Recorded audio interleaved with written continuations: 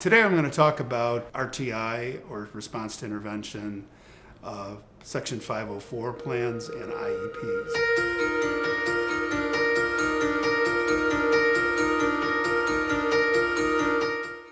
RTI, or MTSS, is a general education process that the State Board of Education requires all school districts to implement.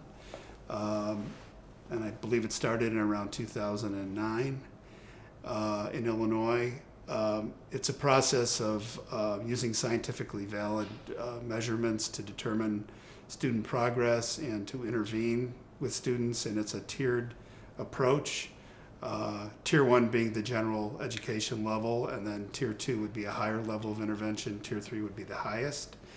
At any time during that process, a child could be evaluated for special education eligibility. And in fact, a bill I worked on that passed last session in the spring of 2019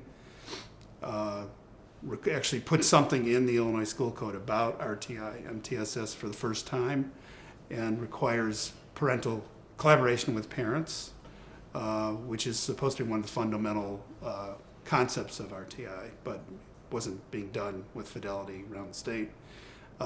It also requires data collection, which is another fundamental concept of RTI, and it requires the use of scientifically valid measures of student progress. So that's RTI. Now, 504 plans are under Section 504 of the Rehabilitation Act.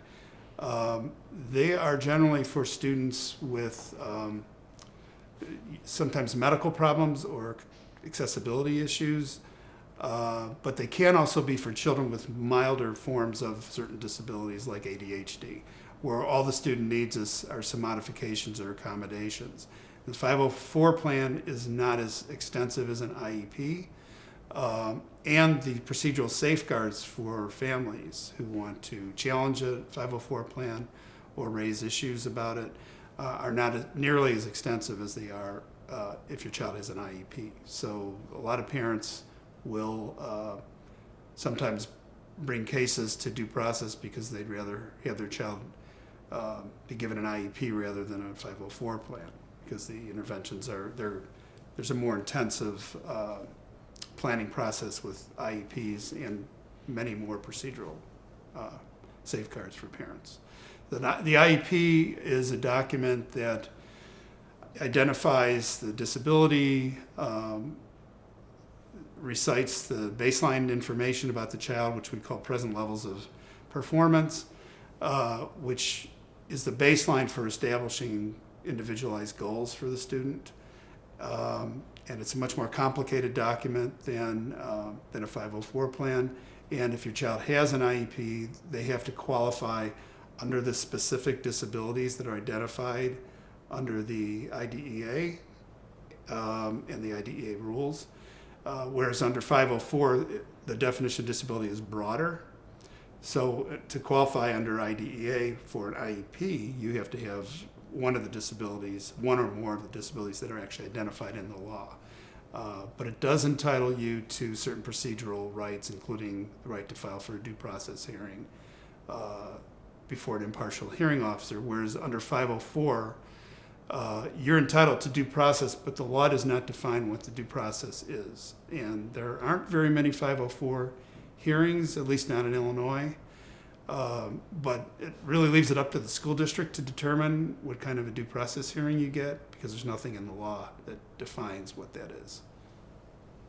In 504 is that you don't have the formal meeting structure that you have with IEPs, where you have to have an annual review every year. That generally you do have a meeting over a 504 plan, parent signs off on it, and the review requirements aren't as stringent. Normally they do meet, in most cases annually, sometimes more frequent. Sometimes if the 504 plan is not addressing the needs of the student, there may be some consideration for an evaluation that would qualify, the results may qualify the child for an IEP. But 504 can be based on, 504 plan can be based, say, on a physician's recommendations. If say your physician pediatrician says this child has ADHD, and you get a formal diagnosis, the school can write a 504 plan, whereas with IEP, you have to have a full and individualized evaluation that explores all areas of suspected disability. So the evaluation component is much more stringent under IDEA for students being considered for IEPs. RTI is a general ed program. So RTI is a tier-based program. Once the child's in tier 3, if they're not making sufficient progress, I would advise that might be the point that kind of flags that the child may need to be evaluated for an IEP for special ed eligibility. A lot of those kids have learning issues. Can also apply to kids with behavioral issues as well. Because people that deal with behavioral interventions in the schools are part of RTI.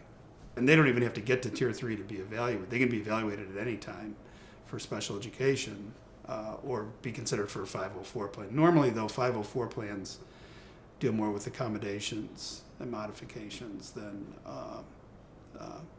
RTI and MTSS deal a lot with educational progress. And I think it would be more appropriate to bring, if they're not making progress in those areas, to consider evaluating them for an IEP. For more information, check out the progress charting video by Judy Ruffalo. I hope this basic information has been helpful. Obviously, this is a very complicated subject area. For more information, you should seek the assistance of an advocate or an attorney knowledgeable in special education.